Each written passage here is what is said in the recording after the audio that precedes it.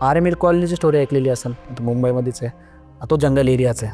आता थोडाफार डेव्हलप झालं असेल, पण आधीचं जे एक डिलिव्हरी बॉय होता त्याची स्टोरी ती अशी की तो डिलिव्हरी करून येत होता, लेट नाईट होतं आणि त्याला एक जण असं ना, आता रोड आहे, रोडच्याच दोन्ही साईडनी इथून जंगल आहे. त्याला कोणतरी सिगरेट वगैरे पितानी किंवा असं उभं राहताना दिसलं, पण त्याला वाटलं की कोणतरी असं सिगरेट वगैरे पिण्यासाठी आलेलं. पण त्यांनी जेव्हा चेक केलं नेक्स्ट डे, त्याचा रूट होता रेग्युलर रूट डिलिव्हरीचा. त्यांनी चेक केलं, तिथं श्रद्धांजलीचा बोर्ड लावला तर तो मुलगा दिसला त्याच्यावर. आणि त्यांनी विचारला ना, तो मला त्याच मुलाचा त्याच रस्त्यावर ॲक्सिडेंट झालेला. म्हणजे तो ती एंटिटी त्या रूटवर ट्रॅप झालेली. ह्या कथा मनोरंजनासाठी आहे. काही लोकांचे अनुभव व काही पूर्णपणे काल्पनिकही असू शकतात. त्यामुळे कृपया यांना मनोरंजन म्हणून घ्या. या कथा आपल्या संस्कृतीचा एक भाग आहे, अगदी लहानपणी आजी आजोबांनी सांगितलेल्या गुड गोष्टींसारख्या. आमचा हेतू कोणत्याही प्रकारच्या अंधश्रद्धा किंवा भीती निर्माण करणे नाही. आणि जसं तू आता बोललास की तुझं जे गाव आहे ते उत्तराखंडमध्ये येतं आणि आपण बरेच असं ऐकलंय, म्हणजे जसं आपण आपल्या घाटातले वगैरे बऱ्याच गोष्टी ऐकतो, आपल्या इकडच्या बऱ्याच गोष्टी, पण उत्तराखंड, आपल्या भारतात उत्तराखंडमध्ये पण बऱ्याच अशा काही गोष्टी आहेत.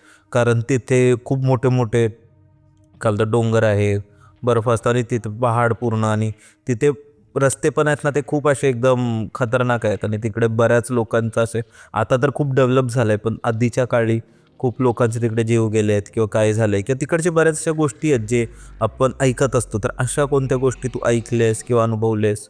ऑब्व्हियसली तर राहायला तर इथेच आहेस, पण ऐकले असशील तू. छोटं असं नाही म्हणता येणार की मोस्टली पहाडमध्येच असतात. जो प्लेन रस्ता असतो ना पहाडाच्या, पहाडाच्या मधून काढलेले असते रस्ते, एक प्लेन रस्ता, जसं आपण सुळी जायतो रोहतांग व्हॅलीच्या, पहाडाच्या रस्त्यांच्या मधून पण असतात. असं की गरजेचं नाही की घाटांमध्येच असणार आहे. ते घाटांचे किंवा वरती जे गाव साईडवरून चढ असतात ना, गाव एरियामध्ये आपण गेलो किंवा डोंगर एरियाच्या हिल साईडला घरं असतात, ते असतात, त्या साईडला पण भरपूर असतात असे. पण त्यांचं कसं असतं, ते त्या एरियातले एंटिटीज असतात. जसं मी आता ते तुम्हाला एक स्टोरी सांगितली, ते लिंबाच्या झाडावर होतं, ते खैस म्हणतात किंवा मुंजा म्हणतात, ते त्या एंटिटी त्या एरियातले असतात. मी एक स्टोरी बघितलेली, त्याच्यामध्ये त्यांनी सांगितलं की ते नदी क्रॉस करत होते किंवा त्यांना काहीतरी आढळलं, त्यांना तिथून जाऊन देत नव्हतं, मग ते रिटर्न आले त्या नदीतून. ते मग त्यांचा तो एक एरिया फिक्स राहतो. आता तुम्ही इथून आर्मीर कॉलनीची स्टोरी ऐकलेली असेल, आता मुंबईमध्येच आहे. तो जंगल एरियाच आहे.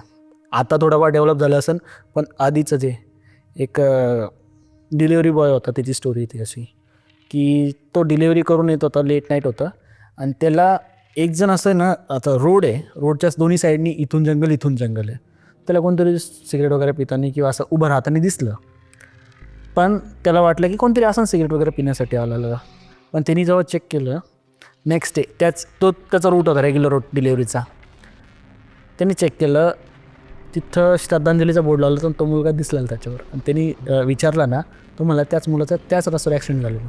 म्हणजे ती एंटिटी त्या रूटवर ट्रॅप झालेली.